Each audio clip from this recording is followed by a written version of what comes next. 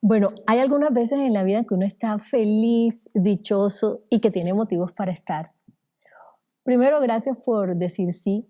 Y yo estoy muy, muy complacida de poder estar con alguien que admiro, que nos ha abierto una ruta a toda la gente que queremos hacer gestión cultural en este país y sobre todo de que nos permitas estar aquí en la casa. Así que en esta conversación hablaremos de cómo una persona salta del teatro a la gestión, de la gestión a hacer los sueños de realidad y a ser un gran hombre de los sueños de Colombia, porque estar aquí es casi que ser los sueños de Colombia. Ramiro, gracias, de verdad, muchísimas gracias por aceptar que viniera a tu casa y en realidad tú eres el anfitrión hoy.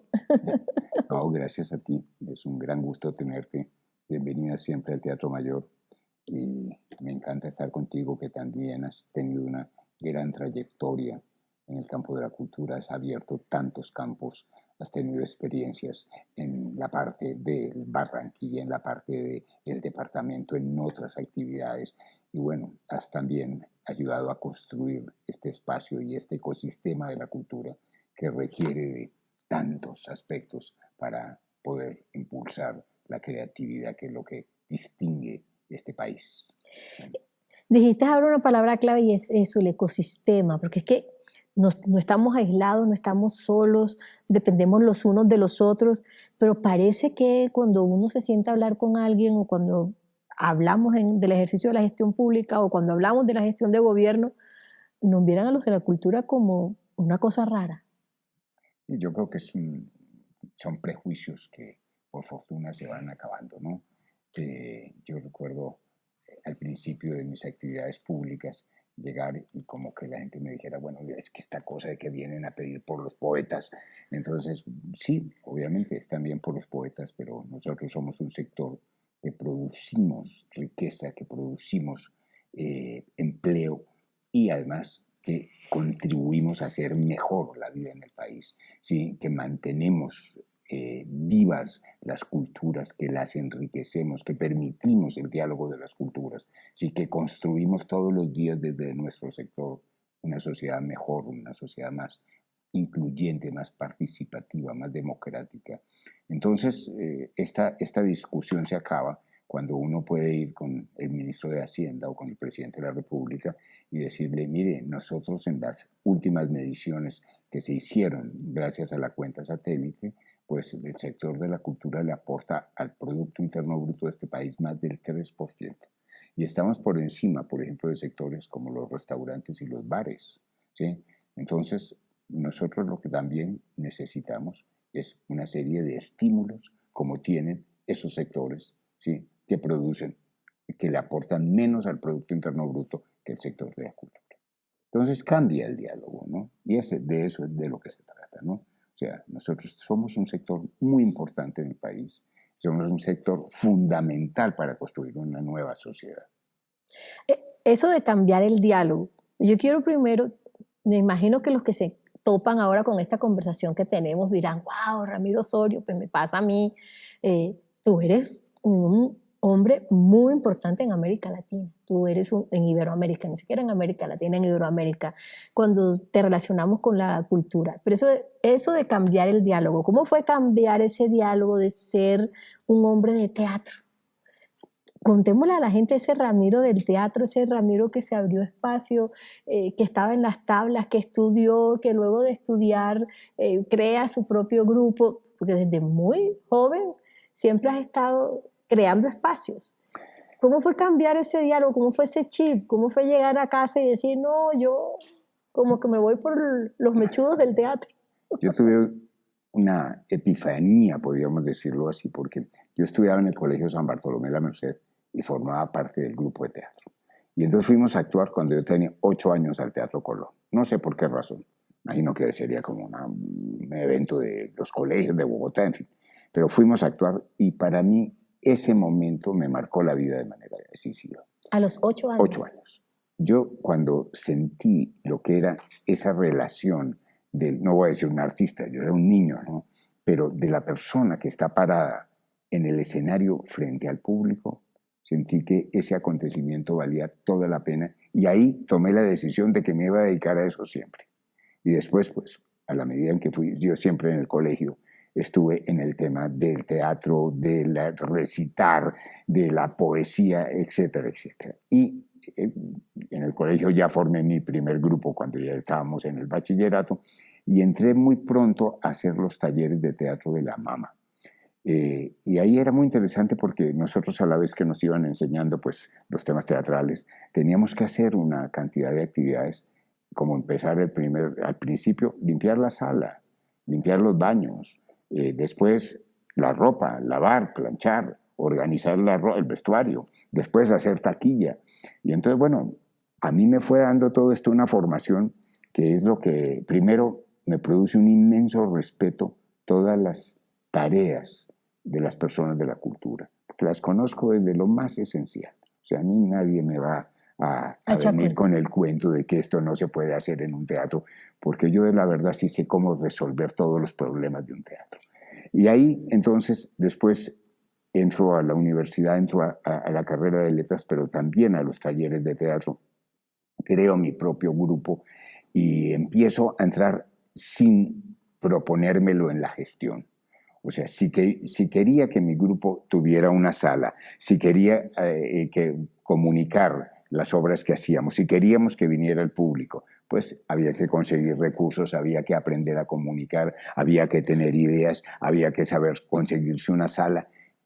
Y después voy con el grupo de la universidad, nos invitan a el primer festival latinoamericano de teatro y quinto encuentro de los teatros chicanos en México.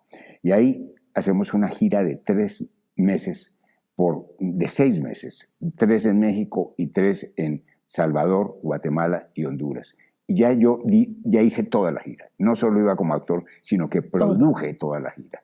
O sea, pasajes, comida, hospedajes, lavandería, negociaciones, cobros, etcétera, etcétera. Y le fui encontrando mucho gusto al tema de la gestión. La verdad, a mí el tema de la administración, el tema de la logística, el tema de la planeación, me gusta mucho, no me cuesta ningún trabajo, ¿no?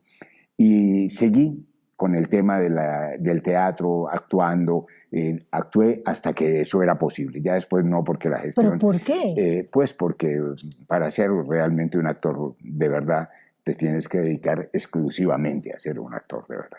Y después estuve mucho tiempo también en la dirección hasta el año 2000, que fue la última obra que dirigí en el Teatro Nacional, que fue El beso de la mujer araña. Claro. Y ahí ya dije, no me quedó del todo como yo hubiera querido, y ahí me di cuenta que o me dedicaba a ser director de teatro o me dedicaba a la gestión, porque además el teatro y la gestión me fue llevando a responsabilidades públicas, a dirigir grandes festivales, a crear en Bogotá el Festival Iberoamericano de Teatro con Fanny Mickey, a crear y dirigir el gran festival de la Ciudad de México, en Costa Rica el Festival Internacional de Teatro de San José por la Paz, etcétera, etcétera. Y aquello pues era verdaderamente ya proyectos de dimensiones enormes, ¿no? De entonces, 24 horas, exacto, ya no podía uno, hay que perdóname que ahorita no puedo porque tengo un ensayo. Entonces no quedaba bien ni con el ensayo ni con lo otro. Y en el año 2000 decidí ya que esa era la última tarea y que me iba a dedicar exclusivamente a la gestión. Bueno, ¿no? Yo no quiero que me hagas trampa, porque ya Ramiro voló hasta el año 2000, pero me dejó atrás los 70, los 80, ¿por qué se llamaba El Ropero? Eso fue un grupo que creamos en Guanajuato. Yo estudié en la Universidad de Guanajuato, fui egresado de la carrera de Letras Españolas, soy maestro en Letras Españolas, y a la vez dirigía, a la vez que estudiaba, yo había estudiado aquí 5 semestres de la carrera de letras, pero en ese entonces no se convalidaban los estudios, entonces me convalidaron el bachillerato y volví a hacer toda la carrera de letras. Y era a la vez profesor de la universidad en el campo teatral. Ok, era una doble función. Doble función, ¿no? Estudiante. Fue una etapa de mi vida maravillosa. Guanajuato es una ciudad fantástica, es una ciudad que en aquel entonces era más pequeña, pero hoy tiene 180,000 habitantes. Tampoco tan grande. Y para que tengan una idea, tiene 5 teatros espectaculares, orquesta sinfónica, grupo de música antigua, grupo de danza folclórica, de danza contemporánea, y es la sede del festival más importante que se hace en América, que es el Festival Internacional Cervantino. Que a mí me tocó, estuviste frente a ese festival. A mí me tocó el privilegio de ser el director durante una época brillantísima que fue, yo estuve de 2001 a 2006 al frente. Entonces, no, se llamaba El Ropero porque ensayábamos en el Museo Diego Rivera, la casa donde nació Diego Rivera en Guanajuato, y había un ropero que era absolutamente bellísimo, un ropero antiguo.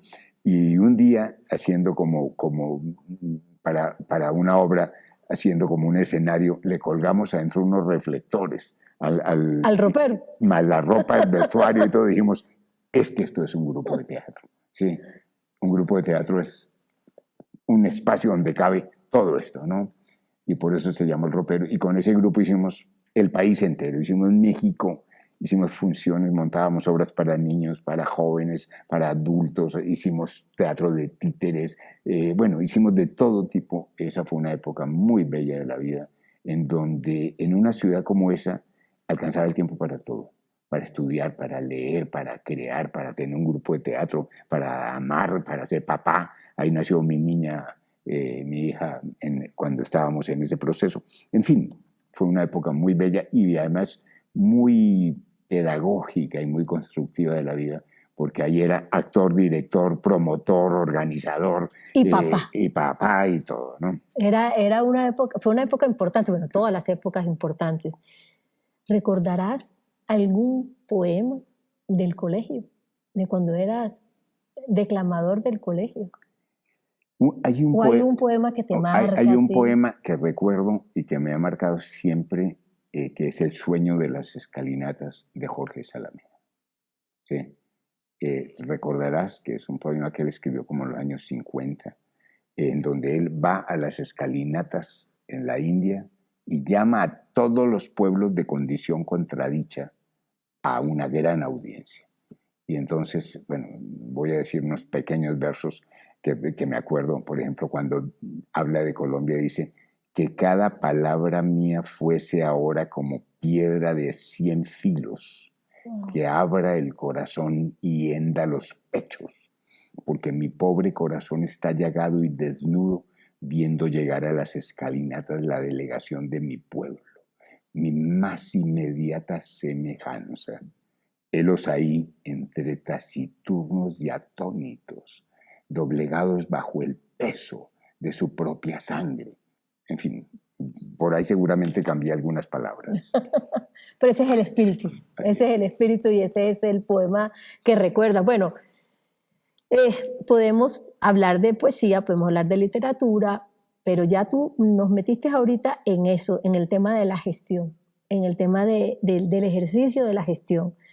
¿Y qué le puedes decir a tanta gente de nuestro país que a veces se limita? O sea, no todo el tiempo tuviste la posibilidad de estar frente a un gran festival como el Cervantino o frente a un gran festival como el Festival Iberoamericano de Teatro. Seguro hubo momentos de tu vida en donde tuviste que emprender con proyectos muy pequeños. ¿Qué le podemos decir a esa gente que muchísimas veces se limita porque le da pena ir a pedir un espacio o porque cree que solamente tiene que tocar la puerta del papá Estado para poder conseguir las cosas, o porque no puede ir a prestar un vestido de, no sé, de la vecina que pueda servir para la hora?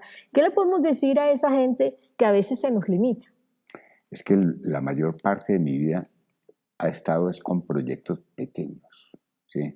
No con las grandes. No con el Teatro Mayor, no, eso es el resultado. No con la Organización de Estados Iberoamericanos. No, eso es el resultado finalmente de muchos años antes de luchas de proyectos muy pequeños, como lo que acabas de comentar, como el Teatro El Ropero, como nosotros hacíamos la legua, como se dice, éramos cómicos de la legua, vivíamos de dar funciones, teníamos una camioneta combi, íbamos 8 actores por todo México viviendo de hacer funciones, ¿sí?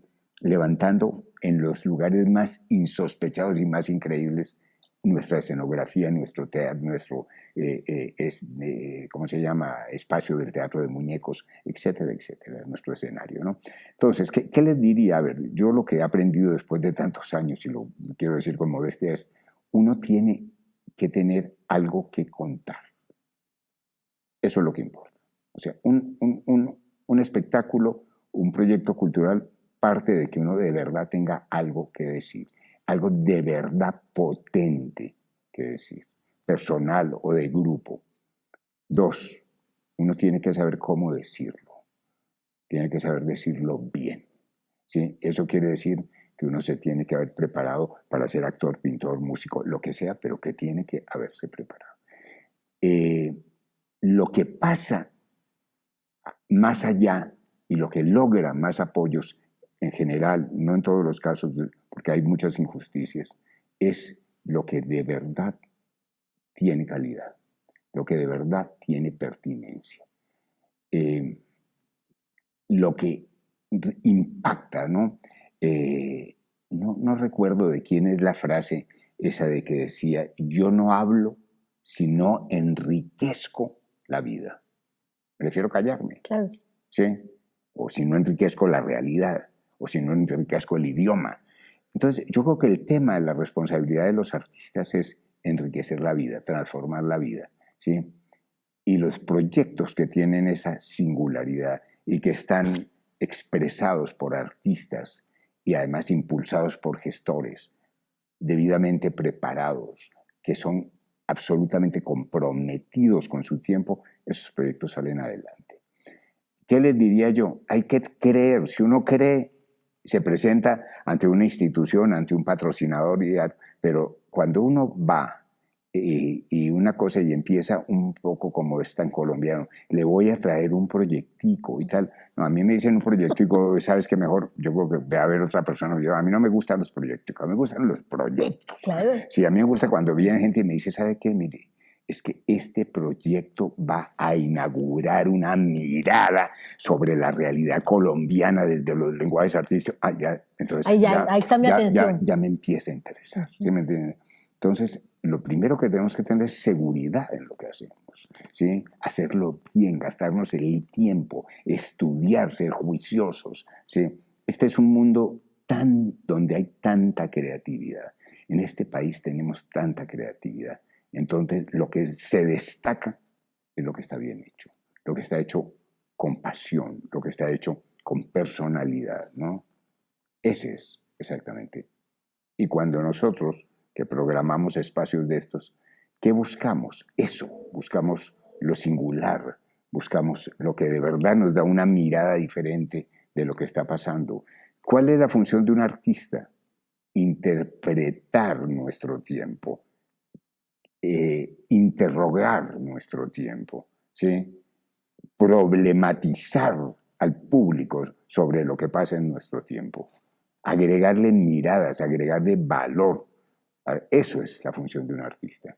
Y por eso son tan importantes y por eso la gente viene a nuestros espacios, porque los artistas que logran hacer eso, tocando un instrumento, haciendo un teatro, bailando, lo que sea, transforman la vida, combaten la monotonía, la mediocridad de la vida diaria. La vida diaria es mediocre.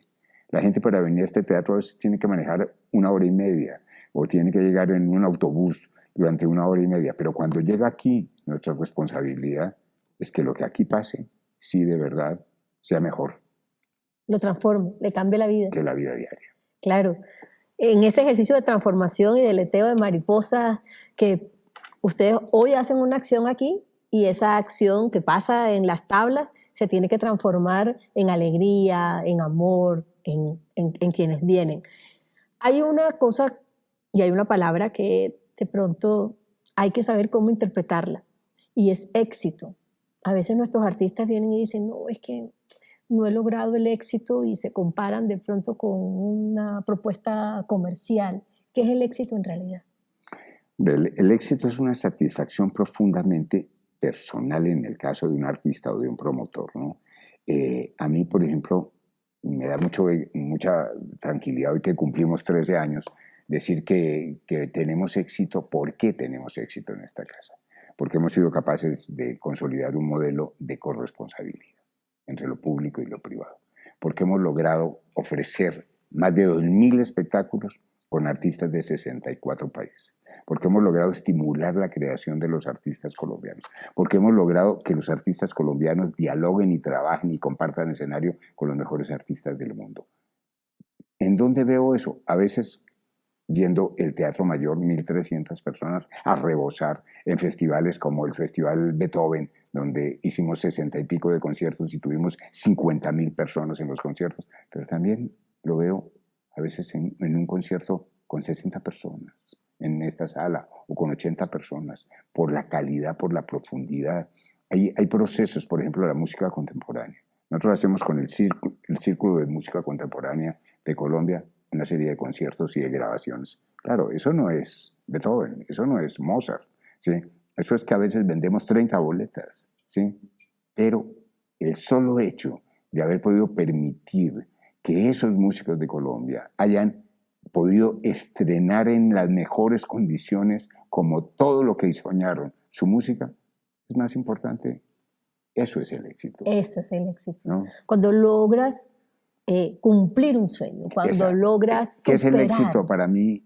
Que lo siento muchos días y que hace sentido que uno esté en esta casa, cuando una persona se acerque y me dice, gracias, porque hoy lo que me pasó en este teatro ha valido la pena estar vivo.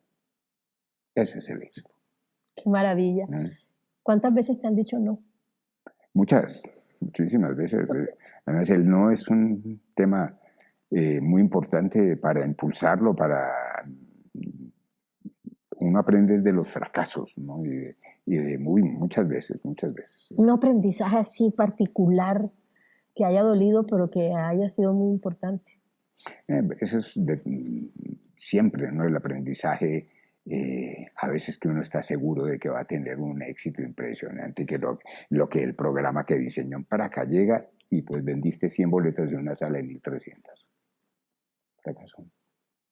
Entonces, ¿por qué no fuiste capaz de convocar a la gente? ¿Qué fue lo que falló? ¿En dónde estuvo mal mirado el proyecto? Ese es. Y ahí es donde uno aprende y ahí es donde uno va. Yo he tenido, por ejemplo, fracasos que yo sé que fracasé y que la gente no se dio cuenta que fracasé, ¿sí? Entonces me acuerdo mucho en un segundo festival de la Ciudad de México, pero era un festival de 50 días, en 40 teatros, miles de artistas, miles de públicos. Pero yo sabía que lo que quería no lo había logrado. ¿Sí? Pero el público no lo sabía, la gente no lo sabía, nadie me había criticado, ¿sí? Pero yo sí sabía que no. Entonces, ¿qué hago para cambiar este fracaso o este no logro completo en lo que sigue? Ahí es donde se va aprendiendo, ¿no? Y en esta casa, por ejemplo, aquí estamos todos los días aprendiendo. Todos los días estamos repensando cómo hacer esta cosa. El repensar no fue una cosa que nos obligó la pandemia, que gracias a Dios superamos. Y eso implicó cambiar de escenario, cambiar la mirada que teníamos, cambiar el relacionamiento, aprender a valorar, de hecho, las cosas pequeñas que no valorábamos. ¿Qué pasó en este teatro y qué aprendieron en ese momento tan particular que nos tocó vivir como especie humana? Nosotros, el 2020 iba a ser el gran año del Teatro Mayor, por todo, porque habíamos logrado hacer una gran programación, habíamos logrado prevender el 16% de todas las entradas del año, lo cual es, en materia de un teatro en Colombia, nunca jamás se había podido llegar a hacer eso. En fin, habíamos comenzado el año con un éxito impresionante. El 14 de febrero estuvo en el teatro la orquesta del Teatro Mariinsky de San Petersburgo, dirigida por Valery Gergiev, a reventar todo, pero es que el 16 nos cerraron la ciudad y nos cerraron el teatro y nos cerraron y el todo. país y el mundo. Y entonces, bueno, nosotros en este modelo de gestión público-privado es muy, muy interesante porque nos obliga a ser muy creativos, muy audaces, buscar recursos. Esta casa tiene que estar buscando recursos todos los días, todos los días. Esa es una de las tareas fundamentales. Aquí tenemos un equipo especializado en buscar recursos. Nosotros habíamos, en esta lógica de la innovación, hemos venido creando una serie de programas, entre ellos uno muy importante que se llama el Teatro Digital. Ese teatro lo creamos realmente porque Bancolombia, que es nuestro principal patrocinador privado, nos impulsó siempre a ver cosas innovadoras. Y Bancolombia entraba en un gran proceso de innovación y de digitalización, y entonces creamos con ellos, con el apoyo de Bancolombia, el Teatro Digital. ¿Qué pasa en la pandemia? Que a nosotros nos coge la pandemia cuando ya llevamos 5 años de teatro digital. Ya teníamos un stock, ya teníamos mucha experiencia, teníamos, este modelo tiene por parte de los Santo Domingo no solo un aporte económico, sino tiene el apoyo maravilloso de contar con Caracol Televisión, con El Espectador, con Blue Radio, pero es que Caracol Televisión es quien nos hace a nosotros la producción del teatro digital, razón por la cual la hacemos con una calidad como la del Metropolitan Opera. Nosotros lo hacemos con unidades móviles, cámaras digitales, etc. Un equipo de 30 personas de Caracol que viene a hacer las cosas. Entonces, eso nos hace una gran diferencia. La pandemia nos agarra en eso, pero nosotros además formamos parte de una red de teatros que se llama OLA, Ópera Latinoamérica. Los teatros que hacemos ópera en Latinoamérica, más los teatros españoles. Somos 44 teatros en donde compartimos buenas prácticas, donde compartimos grabaciones, coproducciones, etc. Y viene la pandemia, nosotros transmitíamos un espectáculo cada mes desde el Teatro Mayor en vivo, de manera gratuita. Viene la pandemia y empezamos a hacer un espectáculo cada semana de entrada libre, las 24 horas de 7 días. Y claro, se vuelve la plataforma más importante de América Latina. Nosotros tenemos los índices de entrada y de permanencia en la plataforma son absolutamente inusitados. Nosotros en año y medio, digamos, tuvimos 30 millones de personas que entraron y permanecieron en la plataforma. Impresionante. Sí, Casi ahora, el país completo. Claro, ahora el reto es cómo hacemos que una parte de ese número se vuelva un espectador ¿cómo se llama? Presencial.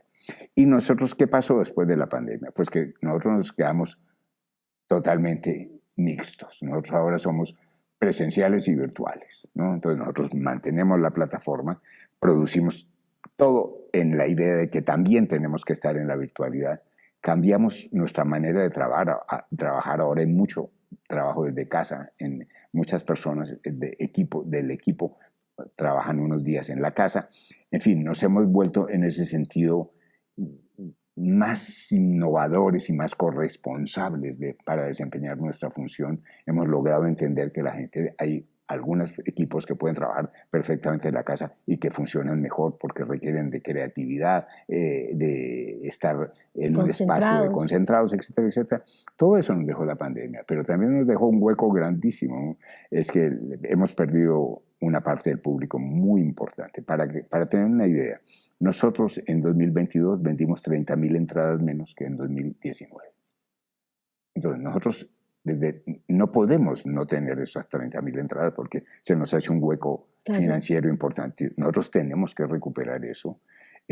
Tenemos que seguir manteniendo ese espacio de la virtualidad porque entendemos que hay muchos ciudadanos que viven primero en otras partes del país, otros que por razones de edad o por razones de enfermedad o lo que sea, no pueden venir hasta el Teatro Mayor, o por razones económicas no pueden venir hasta el Teatro Mayor. Entonces, todo eso nos ha dejado la pandemia, ¿no? Todos esos retos, todos esos aprendizajes. Y además, la certeza de que en cualquier momento nos puede pasar cualquier cosa, ¿no? O sea, esto uno nunca pensaba, ¿no? Es que nosotros de repente, cuando todo iba perfecto, iba a ser el mejor año del Teatro Mayor, íbamos a celebrar los 10 años del Teatro Mayor, íbamos a hacer un libro espectacular. Acá nos cierran el teatro. Algunas veces pasan cosas. Uno se levanta y pasan cosas. Exacto. ¿El día más feliz aquí, en el Teatro Mayor de estos 13 años? Mira, muchos. Yo creo que yo soy un hombre que llevo más de 50 años en esto. Más felices son todos los días, ¿no? Yo solo, por decirlo coloquialmente, ver levantar el telón ya es un momento de felicidad. Pero hay algunos momentos, ¿no? Hay uno que recuerdo especialmente, es el concierto binacional que hicimos con la orquesta Simón Bolívar de Venezuela y músicos de 6 orquestas de Colombia cuando el presidente Santos renovó las relaciones internacionales con Venezuela. Eso fue un acontecimiento absolutamente extraordinario, de calidad musical, de pertinencia, de emoción, ¿no? Ese es uno. En fin, hay muchos otros, porque aquí hacemos a veces también cosas de una emoción profundísima.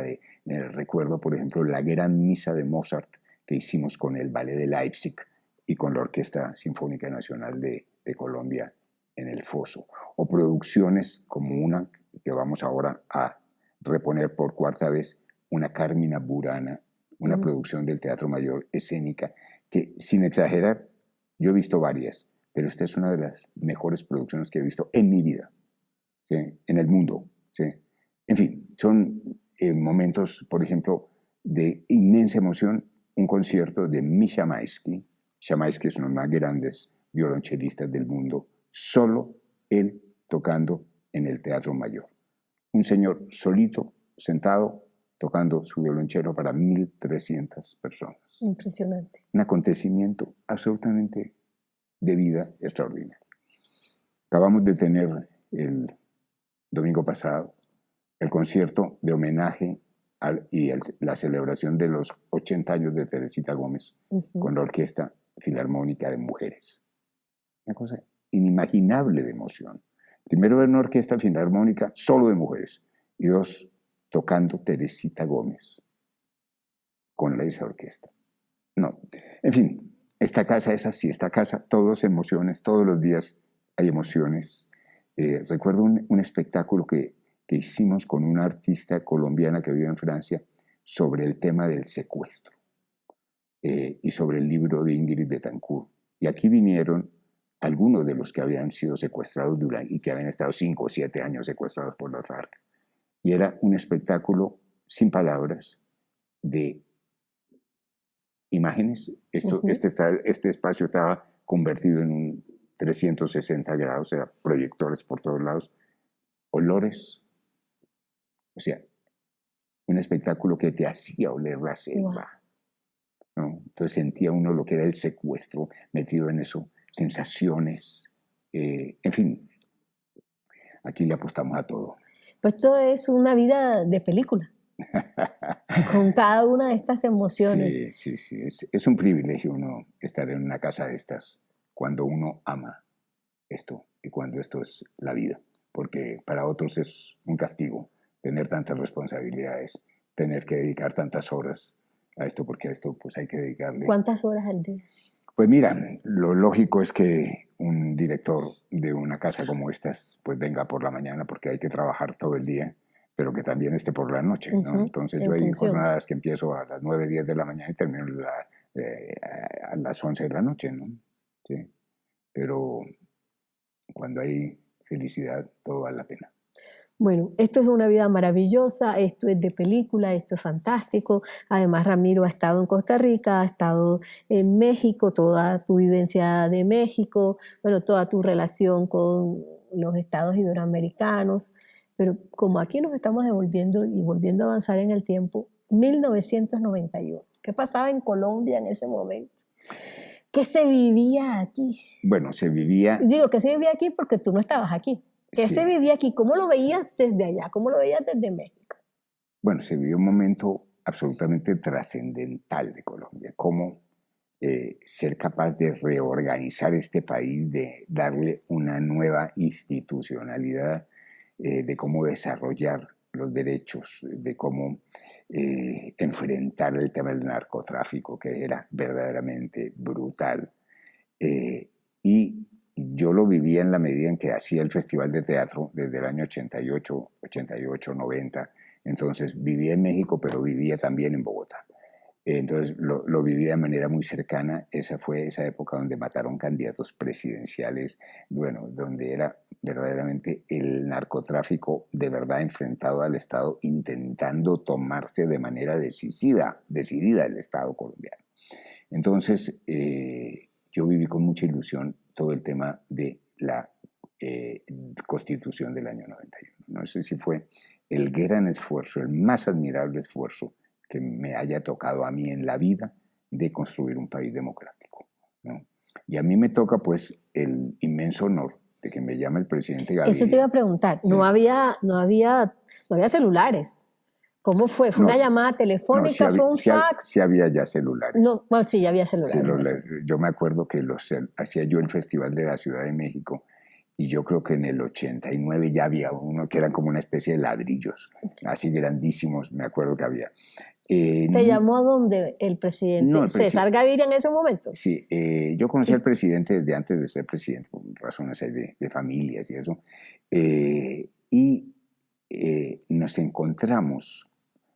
Nos reencontramos cuando él era todavía ministro, yo creo que era el ministro de gobierno, sí, que era cuando nosotros hicimos el festival en el año 88. Y a partir de ahí, con Ana Milena, su esposa, y bueno, fuimos un poco tomando contacto y nos volvimos a encontrar en 1991, yo creo que eso era como junio o mayo, por ahí, en la primera cumbre iberoamericana de jefes de Estado y de Gobierno. ¿Qué fue en dónde esa cumbre? Guadalajara, Jalisco. La clausura fue un concierto que yo era el director general de ese concierto, donde participaron en orden de aparición Gal Costa, Tania Libertad, Juan Manuel Serrat, Amalia Rodríguez, Susana Rinaldi, Juan Gabriel, Orquesta Sinfónica, coros, mariachis, etc. Entonces el presidente estaba muy orgulloso, claro, de semejante producción que la dirigieron colombiano y tal, y me empezó a decir que él quería que yo volviera a Colombia y tal. Entonces sí, presidente, pues, pensémoslo. Yo dirigía en un gran festival en la Ciudad de México. Cuando digo un gran festival, era un gran festival. ¿Era el Cervantino? No, eso era otro el festival de la Ciudad de México. Okay. Se llamaba Gran Festival de la Ciudad de México, que funcionó de 1989 al 1993. Esa fue la época. Y entonces me acuerdo que Ana Milena se quedó, el presidente regresó a Colombia, se quedó, fuimos un día a almorzar en México y empezamos en concreto, a ver, el presidente quiere que vengas y que dirijas el Instituto Colombiano de Cultura. Sí, yo encantado. Yo la verdad que vivía muy bien en México y hacía un festival fantástico. Entonces les pedí que me mandaran pues en qué consistía el Instituto Colombiano de Cultura, el presupuesto nacional. Que en ese momento se llamaba Concultura. Concultura. Y yo tuve 6 meses para estudiar, para prepararme antes de aceptar, o 5 meses antes de aceptar. Y al final vengo ya. Eso no es una cosa muy usual, que alguien se demore 5 meses en decirle sí a un presidente. Pues bueno, también teníamos el Festival de Teatro. Y la última vez, yo me acuerdo que vine a Bogotá para ir con Fanny a Buenos Aires a ver unos grupos de teatro en Argentina. Y el presidente me invitó a desayunar a su casa. Y ahí fue donde ella me dijo, bueno, a ver, ya, ¿sí o no? ¿Va a venir o no va a venir? Estaba Inola aquí le dije, bueno, presidente, sí, pero me parece que es tan irrisorio, tan poco lo que el Estado colombiano le destina en el presupuesto a la cultura que, en fin, yo la verdad que no sé si aceptar o no aceptar esto, me parece que...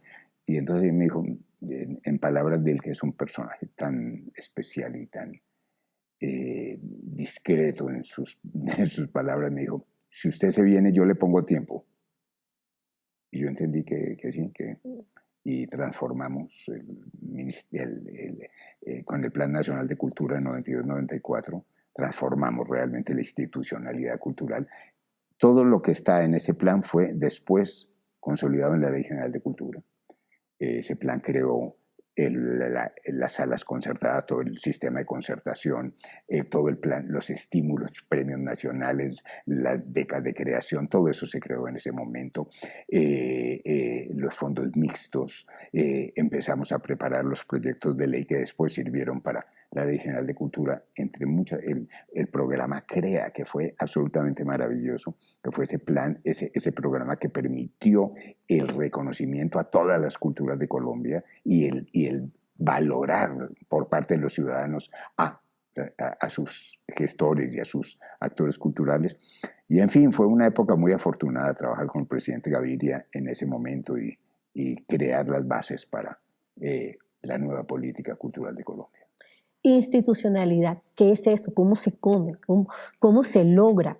Porque digamos que si hablamos de la coyuntura, tenemos una coyuntura un poco complicada con el ejercicio de la institucionalidad, con la comprensión que tienen los gobernantes sobre lo que es cultura, a veces nada más se quedan con ese pedacito de las artes, importantísimo, pero la cultura no solamente es las bellas artes, institucionalidad, o sea, ¿cómo logramos la institucionalidad? Mira, lo logramos de manera colectiva, porque el tema de la institucionalidad es una construcción colectiva.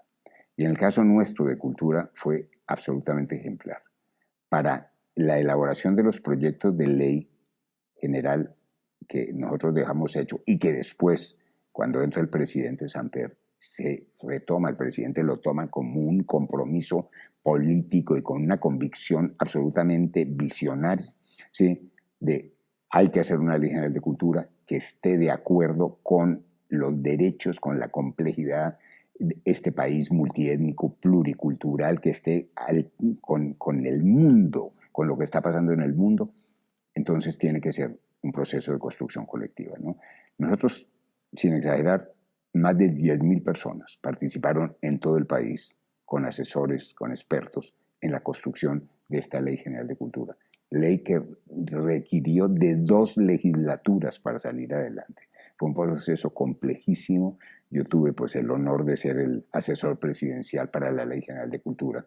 Al principio, en la primera etapa, después la continuó Juan Luis Mejía e Isadora de Norden.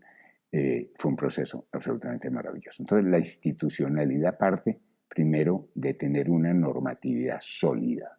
O sea, ¿por qué se crea el Ministerio de Cultura? Porque la Constitución de 1991 le da al Estado unas tareas, unas obligaciones que debe cumplir y que la antigua institucionalidad no podía cumplirla. No tenía ni las dimensiones ni administrativas ni políticas para cumplir eso. Entonces, primero, una normatividad importante, una normatividad que dé cuenta de la complejidad del país, que eso se establezca en leyes y en recursos y en desarrollos legales. ¿Qué es lo más importante que tienen que hacer en todos los casos las instituciones del Estado? Hacer reales los derechos, y en este caso los derechos culturales. Los derechos culturales son de 2 naturalezas, los derechos de la cultura y los derechos a la cultura. Uh-huh. ¿Cuáles son los derechos de la cultura? Pues los que tenemos como colombianos a nuestras lenguas, a nuestros saberes, a nuestras herencias culturales, a nuestras tradiciones, etc. ¿Sí? Y en este país donde hoy todavía se hablan más de 60 lenguas, ¿sí? Imaginémonos nada más lo que eso significa en materia de derechos culturales. 2, los derechos de la cultura. ¿Cómo hacer posible para que todos los colombianos puedan acceder en condiciones de equidad, dice la ley, a los bienes y servicios culturales? Entonces, ¿cómo desarrollar todo eso? Si eso lo tenemos claro, y lo tenemos muy claro en la Constitución tiene 3 artículos fundamentales que todo está clarísimo, pero la Constitución además tiene unos aspectos ya en sus consideraciones generales. La Constitución dice, la cultura es el fundamento de la nacionalidad. Dice, todas las culturas son iguales en derechos ante el Estado, ¿sí? Entonces, eso es lo que nos tiene que orientar. Entonces, esa institucionalidad tiene que partir de ahí. Y tiene que partir también del compromiso político, del compromiso de un jefe de Estado, del compromiso de una sociedad. Y la Constitución también nos habla de la corresponsabilidad, de que el financiamiento de la cultura y las artes no solo es responsabilidad del Estado, es responsabilidad de la sociedad en su conjunto. Pero para que ello sea posible, el Estado tiene que crear mecanismos que permitan la participación ciudadana, ¿sí? Corresponsable. Entonces, si tenemos todo eso y si además tenemos el compromiso decidido, porque sin eso sí no es posible, de los gobernantes, el compromiso visionario del alcalde, del gobernador, el alcalde del distrito especial y por supuesto el presidente, pero también del Congreso. En fin, esto es un ecosistema, una lógica de ecosistema, ¿no? A mí me tocó trabajar con 2 presidentes, el presidente Gaviria y el presidente Samper, cultos, que de verdad creían en el valor fundamental de la cultura como motor de desarrollo, ¿sí? Y eso hace una gran diferencia, una gran diferencia. Yo tenía todas las veces que necesitaba ver al presidente, para un tema importante de cultura, todas las veces lo veía. ¿Qué fue lo que prometió Exacto. Gaviria? Tiempo. Todas las veces que necesitaba que un tema fuera del Consejo de Ministros, iba al Consejo de Ministros. Y por eso avanzamos tanto, y por eso se crearon tantos mecanismos, ¿no? Entonces, eso es como yo veo la institucionalidad. Bueno, ahorita vamos a hablar del 97 y ya pues has hablado de la Ley de Cultura, la 397, que sigue vigente, que nos rige. Pero hace unos días que nos encontramos, comentabas de que Gaviria no solamente había dicho, el presidente Gaviria, que te daba tiempo, sino también revisando en el presupuesto, tú habías encontrado una palabra muy particular, que era la de los pertrechos. ¿Podemos contar eso? No, es que como yo tuve tiempo, me puse a revisar el presupuesto nacional y había un rubro en el presupuesto de defensa donde debe ser donde están botas, carpas, todo eso.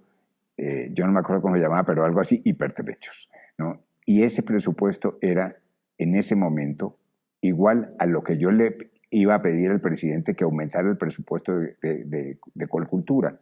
Y eso fue un factor de negociación increíble, porque ahora que preguntabas tú para el tema de los gestores, una manera importantísima para los gestores es tener imaginación y encontrar nuevas formas de plantear los problemas. O sea, claro, uno tiene que encontrar soluciones y la solución que yo encontré en ese momento es ir a decirle al presidente y al ministro de Hacienda, es que no puede ser posible que lo que nosotros estamos pidiendo para incrementar en el presupuesto de Colcultura sea lo mismo. Lo que no es posible es que nos vayan a negar, sí, lo mismo que en el presupuesto nacional existe para las botas, las carpas, que de los soldados, cosa que seguramente se necesita, nadie lo está cuestionando, ¿sí? Pero ¿por qué hay esa asimetría? ¿Por qué? ¿Por qué este país, cuya fortaleza es su diversidad cultural, no puede tener un presupuesto acorde con lo que... ¿Y qué hizo Gaviria? Pues para mí fue verdaderamente maravilloso porque él era un hombre tan discreto que uno iba al acuerdo presidencial, uno cuando va a ver al presidente le entrega un acuerdo que ya ha negociado, ya ha visto con sus secretarios y tal. Entonces entrega una hojita, presidente, aquí 5 puntos, que son los 5 puntos que de verdad él tiene que, porque los demás te lo resuelven los secretarios o los otros. Entonces, con unos gestos ahí, yo entendí que sí. Y a los 10 minutos... No hubo muchas palabras, hubo gestos. Y a los 10 minutos me llamó el ministro de Hacienda a decir, venga, porque aquí me están dando la orden de que haga esto. Y yo no sé si estoy tan de acuerdo, pero bueno, me están dando la orden, así que me toca cumplirla. Los ministros de Hacienda o los de Hacienda o los que manejan el presupuesto nunca están muy de acuerdo. Mira, yo he tenido la fortuna de tener, cuando yo fui ministro, tuve 2 compañeros, y voy a hablar de 3, en el gabinete, que eran las personas que tenían que ver con el presupuesto. Fueron 2 grandes ministros de Hacienda, el ministro Campo y el ministro Urdinola, y la ministra Cecilia López, que era la directora de Planeación Nacional. Y con ellos de verdad hicimos un trabajo de corresponsabilidad, de apoyo. Ellos nos orientaron, el presupuesto del Ministerio de Cultura subió en una proporción que nunca volvió a subir en esa proporción. Entonces, se necesita tener, pero eran personas, primero, que conocían muy bien el país, muy bien educadas, culturalmente, muy, muy bien, personas cultas, y muy democráticas, que entendían que es que el tema de la cultura es un escenario el mejor posible para construir una nueva sociedad. Bueno, ya te adelantaste, pues sí hablaste de que estabas con el presidente Gaviria y luego con el presidente Samper. ¿Cómo fue esa llamada? Porque además tienes el título de ser el primer ministro de Cultura de Colombia. Eso fue muy interesante porque cuando ya el presidente está en campaña, el presidente Samper, él en Barranquilla iba a lanzar la idea y el compromiso de crear el Ministerio de Cultura. Pues hablamos y yo le di algunas opiniones sobre eso. Yo estaba en México, yo estaba como embajador de Colombia en México. Y se da la circunstancia que viene la posición del presidente Zedillo, el acto pues, de posesión del presidente Zedillo, y viene el presidente Samper a la visita. Entonces a mí me toca como embajador pues, organizar la visita y todas las cosas.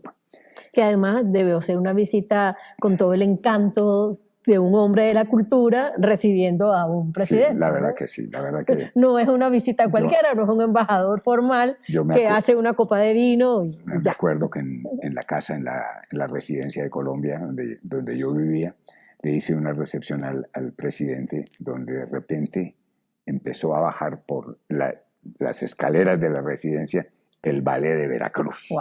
¿No? Entonces, wow. Fue una cosa absolutamente bellísima.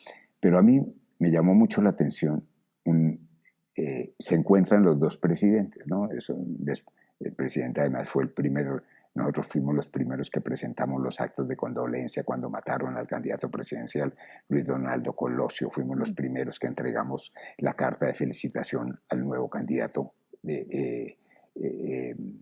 presidencial, y Ernesto Zedillo.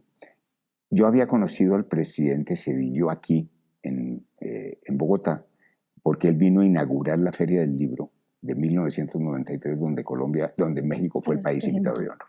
Y yo tuve al presidente Zedillo, el presidente de Gaviria, dijo que lo atienda Ramiro, que es el experto en mexicanos. Entonces, yo atendí al presidente como 2 o 3 días que estuvo, lo llevaba para allá, para acá, tuvimos tiempo de almorzar y comer juntos. En ese momento no era presidente. Ministro de Educación. Era ministro de Educación. Entonces, pues hubo como muy buena química. Bueno, cuando yo pues lo vi ya en la campaña, fui a verlo allá al partido, a llevarle la carta de felicitación, etcétera, etcétera. Y fui haciendo pues una buena relación con el presidente, o con el candidato. Ganó las elecciones, va el presidente Samper a la posesión, y después del acto, pues ya protocolario y tal, hay unas visitas bilaterales, todos los presidentes se reúnen, charlan un momento y tal. Fuimos a Los Pinos, que era la casa presidencial en ese momento, y los dos embajadores, había un gran embajador de México en Colombia, el embajador Raúl Valdés Aguilar. Y fuimos, los dos embajadores, acompañamos a los dos presidentes, se saludaron, y subieron a la reunión. Al bajar, le dice el presidente Samper: presidente, le aviso que me voy a llevar al embajador. ¿Sí? ¿Tú no sabías nada de eso? ¿No te habían dicho nada? No sabía. Yo sabía que tenía que terminar. Por eso, pero no sabías qué era lo que tenían en mente Samper. No, el presidente me había pedido en concreto que fuera a presentar la Ley General de Cultura. Okay. O sea que me había pedido, a ver, hay que crear el ministerio, pero eso tiene que crear por ley. Entonces, pero yo, no. Y le dice el presidente Samper, le dice al presidente Zedillo: me va a llevar al embajador porque va a ser el ministro de Cultura. Y entonces le dice el presidente Zedillo: pero ¿cómo así, Ernesto? ¿Que no es aquí? Pues después de tantos años de trabajar en México, fue un detalle bellísimo. Bueno, yo trabajo en la presentación de la Ley General de Cultura. Se da la circunstancia de que el embajador Villamizar, que en ese momento era el director de la cumbre de los países no alineados en Cartagena en 1995, renuncia porque lo nombran ministro de Minas. Y entonces el presidente me pide que yo sea el director de la cumbre. Y yo soy el director como 3 o 4 meses, que es lo que faltaba para preparar la cumbre. Es una cumbre absolutamente maravillosa. Yo creo que la cumbre más grande y más compleja que ha hecho Colombia. Vinieron 46 jefes de Estado, 200 delegaciones, etcétera, etcétera. Y yo ya después entro ya más a temas artísticos. Yo ya no tengo más responsabilidades de gobierno, sino acompañar de alguna manera la gestión que faltaba ya ante el Congreso. Y cuando sale la noticia, yo pues de alguna manera seguí viendo al presidente en algunos actos culturales, etc. Pero cuando sale la noticia, llama al presidente para felicitarlo. Le digo: presidente, qué maravilla que finalmente pudo ser la ley. Ven a visitarme, me dice el presidente. Entonces voy a la casa de Nariño y me lleva al Consejo de Ministros, a la sala del Consejo de Ministros. Y empieza a contar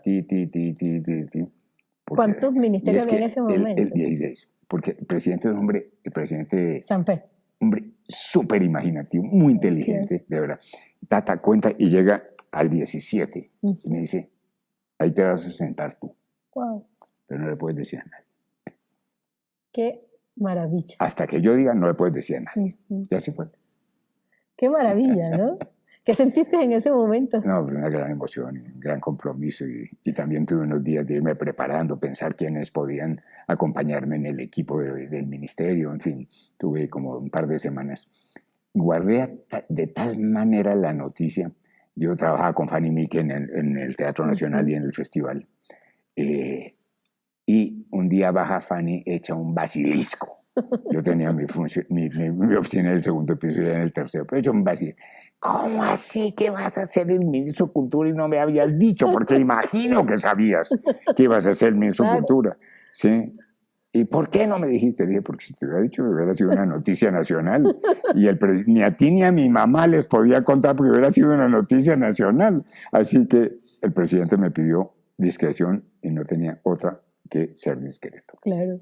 No, además una manera muy teatral de dar la noticia, ¿no? Contando las sillas. Y me imagino a Fanny, pues, furibunda porque no había sido capaz de contarle en secreto. Así, empezó a gritar desde la escalera antes de entrar a la oficina.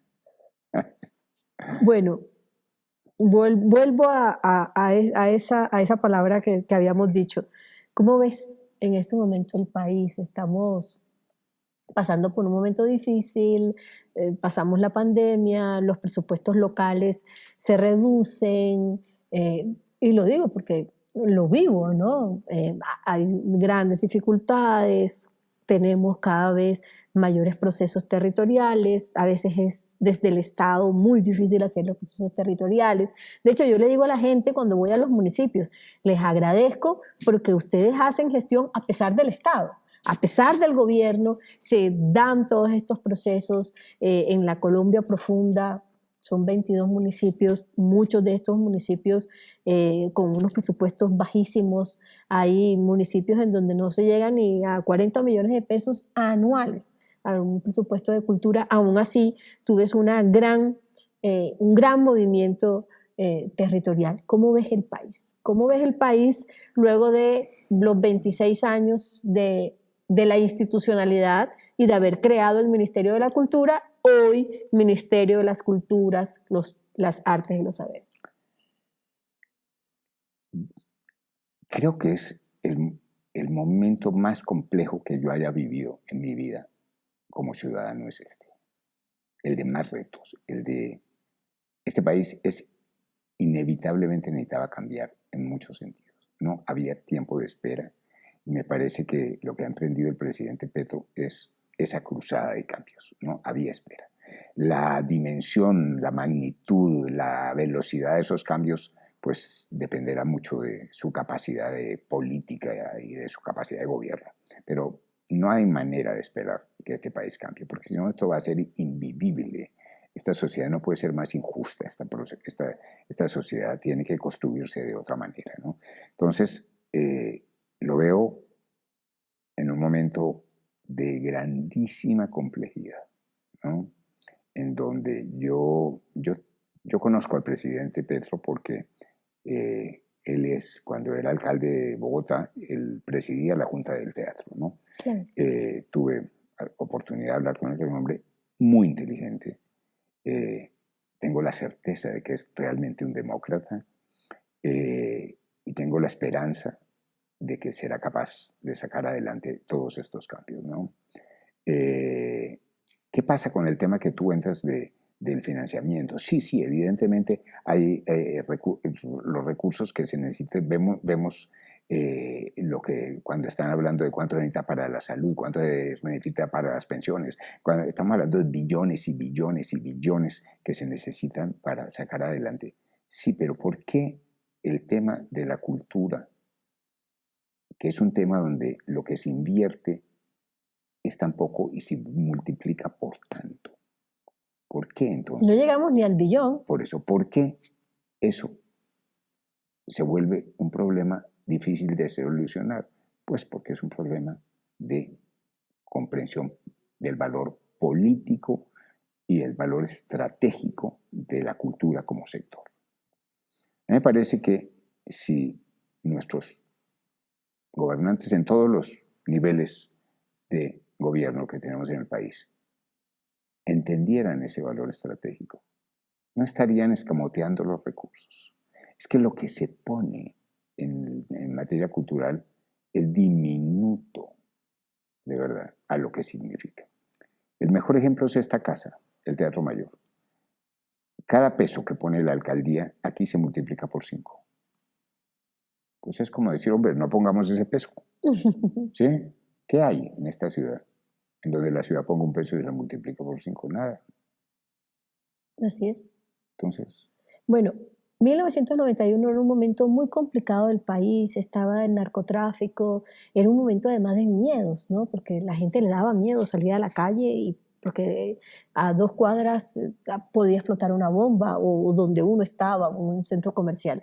Y ese proceso que ustedes desarrollaron con la cultura hizo unas grandes transformaciones. ¿Es la cultura uno de esos caminos para la transformación que necesita el país? el camino, no uno de los caminos, el camino. Y el espacio de lo cultural es el espacio del diálogo para construir ese nuevo país. ¿Por qué? Porque los espacios de la cultura, las casas de cultura, las bibliotecas, nosotros este país lo que se necesita es que los ciudadanos se reúnan a hablar, a construir colectivamente, a tener proyectos comunes. ¿Y dónde hacerlo? En un lugar que sea neutro, un lugar que no le pertenezca a ningún partido, a ninguna religión, ¿sí? Un lugar que sea de todos. Y una labor fundamental es la de los gestores culturales. Los gestores culturales son líderes de las comunidades y que las comunidades los reconocen porque son personas decentes, porque son personas éticas, porque son personas que le han dedicado su vida entera a hacer una mejor sociedad. ¿Por qué no echamos mano de eso? Yo le decía al presidente Santos cada vez que venía al teatro, que vino varias veces, presidente, pero ¿por qué en La Habana no está la ministra de Cultura? ¿Por qué no hay en La Habana? El tema de la cultura no es el escenario fundamental. ¿Por qué no hacemos en el país miles de foros para dar a conocer lo que es el proceso de paz a la gente? Para que la gente opine y ayude a construirlo. Este es lo que vamos perdiendo y dejando pasar. Esta es la cultura la que nos puede salvar. No hay otro espacio mejor. La cultura nos transforma, la cultura nos hace dimensionar la vida de otra manera. En Colcultura en el año 92 creamos ese programa que fue maravilloso del que hablaba hace un rato. Crea una expedición por la cultura nacional. Y lo diseñamos a 10 años. Entonces, cuando yo llego a ser ministro de Cultura, íbamos como en el 8º año. Y en el año 98 nos tocó, porque eso empezaba en los municipios con la idea de dar a conocer los valores culturales propios y presentárselo a los vecinos para crear un mecanismo de autoestima, de reconocimiento. Después pasaba a la región más grandecita, después a la región más grande, al departamento, después a las regiones y al nacional. A mí no me tocó el nacional, pero sí me tocó los regionales. Me tocó en el año 98 un regional en la Orinoquia, Florencia. Lo íbamos a hacer y no sé si recuerdas que mataron una comisión de fiscales. Sí. Que la FARC mató una comisión de 8 o 9 fiscales, una monstruosidad. Y entonces nosotros en una reunión del Ministerio de Cultura decidimos que no hacíamos el regional porque era exponer a la gente a cosas tremendas, que podía pasar cualquier cosa. Yo tenía como cuando uno está en estas responsabilidades, pues conoce también gente que puede mandar mensajes y tal. Y le dije a un amigo, mira, vamos a hacer esto. Me llegó una carta del comandante del frente, de allá. Estamos hablando de un personaje de mucho cuidado. Importante. Que por favor, que pensáramos que ellos no se oponían en ningún momento a que realizáramos, no, que al contrario, que yo era un prohombre, que el Ministerio de Cultura era el espacio de la paz, bueno, todo un carretón, ¿no? Y yo fui con la carta al presidente de la República. Le dije, mire, presidente, lo que está pasando. Me acaba de llegar esto. Y él me dice, mire, ¿sabe? Es tan importante porque es el Estado.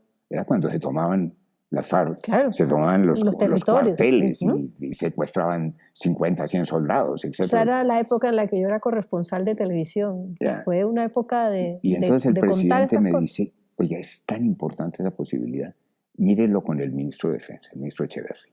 que en paz descanse ese hombre maravilloso. Entonces yo fui con el ministro y es un país eso echados para adelante. Me dice, no, es buenísimo, pero no, bueno, pero ponga condiciones. ¿Qué condiciones hay que poner? Primero, tienen que levantar por 15 días todos los retenes. Las FARC se tienen que replegar. Todos los retenes, caminos, ríos, por todos lados tienen que levantar los retenes. Y así, una cantidad de condiciones. Mandé yo la carta de respuesta, recibí que aceptamos todo. Y que usted tiene que venir, que usted puede venir. Claro. Yo tenía, mis guardias estaban muertos de pánico. Yo dije, yo voy. Si quieren venir, vengan, y si no, yo sí voy. Obviamente, pues tuvieron que ir. No había forma. Ni modo de que me dejaran, que me mataran allá solo. Entonces, no, bueno, llegué, me acompañaban motos del ejército. Bueno, para no hacer el cuento largo, la inauguración fue en un escenario 3.000 personas. Llegó un muchacho muy fuerte, con una camiseta con el logo de CREA. Ministro, gracias por venir ustedes, qué maravilla. Han venido, no sé, centenas de personas de todos los departamentos de la Orinoquia, gente que canta, que baila, que se actúa, que han venido tan. No ha habido ningún problema, todos han podido llegar, todos podrán volver a tan. Voltee usted, todos los que tenemos camiseta, hemos venido a cuidarlo. Y eran 500 personas. Dios mío. Pero bueno, esa es la cultura, es la que nos permite, Entonces, vivir. Ese es el ejemplo de que este país, o sea, en medio de semejante momento, pudimos hacer el regional de la Orinoquia, del programa CREA, poniendo todas las condiciones del Estado. Eso es lo que permite la cultura. Así es. Qué maravilla, qué maravilla poder hablar contigo. Ya así, como para ir cerrando, has organizado festivales maravillosos en Costa Rica, en Colombia, en España, en México. ¿Has organizado el cumpleaños de alguno de tus hijos? Claro, por supuesto. Además organizamos cada final de año. Yo tengo dos hijos y tengo 2 nietos y estoy a punto de tener una nieta. Entonces organizamos para vernos en alguna parte con hijos y nietos. Y pasamos una semana, 10 días juntos en alguna parte que nos gusta a todos. ¿Y el productor eres tú? Por supuesto. Y todo tiene que ser con magia. Y claro, a mí me ayuda mucho mi esposa. Yo estoy casado con una pianista española que es especialmente un ser de paz, un ser maravilloso y muy imaginativo. Entonces se inventa cosas para... un día hicimos en Pamplona, España. Empezaba un viaje que nadie sabía dónde iba para celebrar mi cumpleaños. Yo cumplo el 28 de diciembre. Y entonces llegamos a Pamplona, no sé, hace 5 años, 7 años. Me acuerdo que mi nieto Kai estaba chiquito, tenía 5 años, ahora va a cumplir 11. Y íbamos caminando hacia la Plaza de Toros, esa famosísima Plaza de Toros de Pamplona, donde llegan los toros esos que corren en San Fermín y tal. Y de repente vemos una azafata, como de Iberia, que nos llamaba. Una señora vestida de azafata, a todos, ¿no? Y de repente, pues, que vengan. Y cuando dice, familia Osorio, vengan. No, bueno, ya que la gente no tenía ni idea, ninguno sabíamos por qué nos estaba llamando. Entonces, esta señora empieza a decirle al niño, Kai se llama, que es un niño colombo-francés, México-francés, más que, Kai, bienvenido y tal, qué bueno que hayas venido aquí a celebrar a tu abuelo y tal. Y bueno, aquello era una cosa absolutamente alucinante.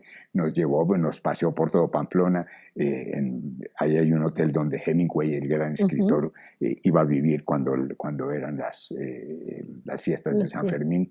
En ese mismo hotel, Sarasate, el gran compositor y violinista navarro, daba conciertos, nos llevó a las habitaciones, y al final nos lleva a un lugar en el hotel donde estaban todos los regalos de Navidad. Wow. Entonces, ese es el tipo de cositas que hacemos. Maravillosas. O sea, que la vida es mágica en la casa y la vida es mágica en el trabajo y la vida es mágica en cada instante. Como tiene que ser. Muchísimas gracias por la magia, muchísimas gracias. A ti un gran honor estar en este espacio contigo y felicitarte por tantas cosas maravillosas que haces en el Atlántico, en Barranquilla y por Colombia. Muchas gracias. No, de verdad que para mí es un honor poder compartir y por favor recordar que la cultura es el camino, que la cultura nos permite relacionarnos de otra manera, respetarnos, que la cultura es eso. Es que a mí me angustia mucho a veces cuando solamente creemos que la relación de cultura y paz es porque hay unos artistas que son capaces de mostrar momentos difíciles del país o que usan este lenguaje artístico para hacer una reflexión. Pero es más allá, o sea, el camino de la cultura va más allá. No solamente es este momento importante de una representación escénica o una obra artística, sino que va más allá, va transformando la vida de cada uno de nosotros. Y bueno, con esta experiencia de la Orinoquía, yo viví un CREA en el Caribe colombiano, que lo hicieron por todo Magangué, Mompox, el río Magdalena, y de verdad que era una fiesta maravillosa. Quienes podíamos estar ahí sentíamos que era un regalo de la vida. Y bueno, con este ejemplo que das de lo que se vivió en Orinoquía, definitivamente la cultura es el camino. Ramiro, gracias. Gracias por todo lo que nos compartes, nos enseñas y gracias por la magia. A ti, muchas gracias. Nos faltó fue una copa de vino, ¿no? Con esta mesa coctelera. Gracias, muchachos.